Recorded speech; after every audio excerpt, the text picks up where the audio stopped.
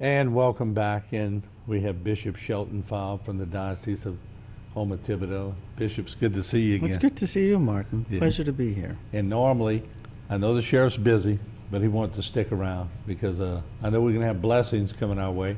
And certainly, we all need a lot of them right Yes, now. we do. Bishop, Yes, we your do. thoughts on what's just happened to the community? Well, before I left my residence, my family, I wanted to stay in the diocese, and I did stay in the diocese. I stayed at St. Joseph Co-Cathedral Rectory with 4 other priests, but my family said, if you're going to stay, you're not staying alone. Mm-hmm. So I went to St. Joseph Co-Cathedral Rectory where there were 3 other priests, and I emptied the tabernacle before I left, and because you cannot leave the Lord in the tabernacle. Right. And when I went back home yesterday, actually, there was an empty tabernacle. And you know, Martin, the only time the tabernacle is empty is on Good Friday. Yeah. And I sat there and I said, this is a Good Friday. This is a painful crucifixion and suffering. And I sat there. I knew the Lord was with me. I did not deny that. But that symbol of that empty tabernacle and what that means on Good Friday spoke very, very powerfully to me. And I think that, this is like the pain and agony and everything of Good Friday. Mm-hmm. But as we say every Good Friday, you can't remember Good Friday without Easter Sunday, and you can't remember Easter Sunday without Good Friday. So right now, Martin, I think we are enduring what I would equate with suffering and Good Friday. And I'm not saying it's not hard. It is very hard. But I think we are a people of hope, and we have to hope in the power of the resurrection, because the Lord promised us He would not leave us to face any challenge alone. And the resurrection will come. We are a resilient people. I think we're seeing the best of people as everyone, kicks in to help one another right now. And I am enduring Good Friday along with the good people of the Diocese of Houma Thibodeau, but I am hopeful that the power of the resurrection's coming. So Let me ask you this, holding on 'cause for. this would be a good insight for the people out there. They see you as the bishop, so sometimes people look at the bishop and say invincible. But you sat in that rectory for this storm. Yes. What was going through your mind? What was going through my mind is, when is it going to stop?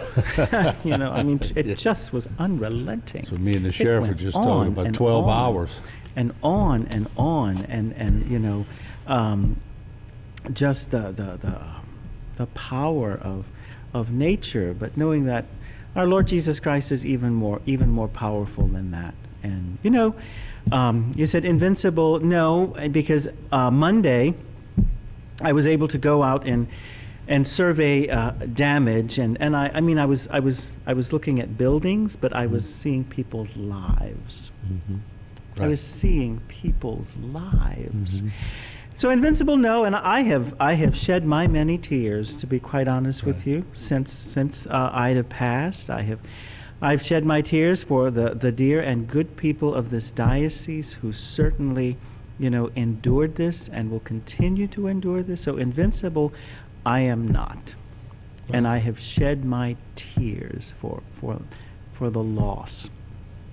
But at the same time, I have seen the goodness of people, and I have seen God planting seeds of hope. Mm-hmm. And a bishop from across the country, they've been calling me, and one bishop said, well, how are you doing? I said, I'm doing okay. And I said, and I'm grateful that I'm beginning to see those tiny little steps that will get bigger and bigger and bigger. But right now we're just in these tiny little steps, and every day is one day farther from the storm. And I know that healing and hope comes. So, I've shed my tears, but I think now is a time that we have to help one another, and we have to hope with one another, and we have to journey with one another, all empowered by Jesus Christ, who I know is with us in this. And I always tell people, they say, well, how do you get through it?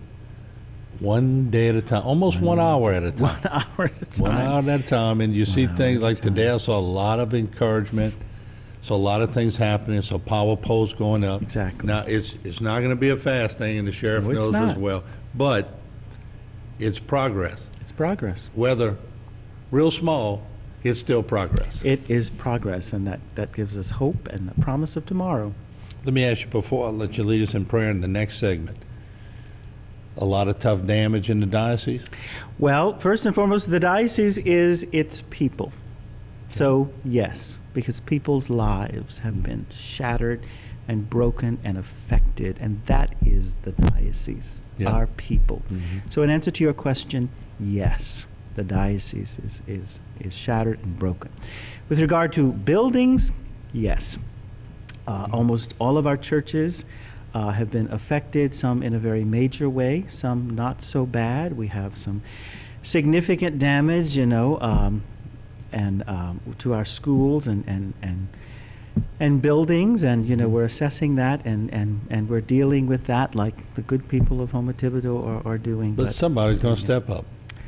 The Lord's going to provide. Somebody's going to step The up. Lord's going to provide. It's going to happen. It might not be the way it used to be, but it will happen. I know that. Just always keep the door open. Keep the door They come open. in.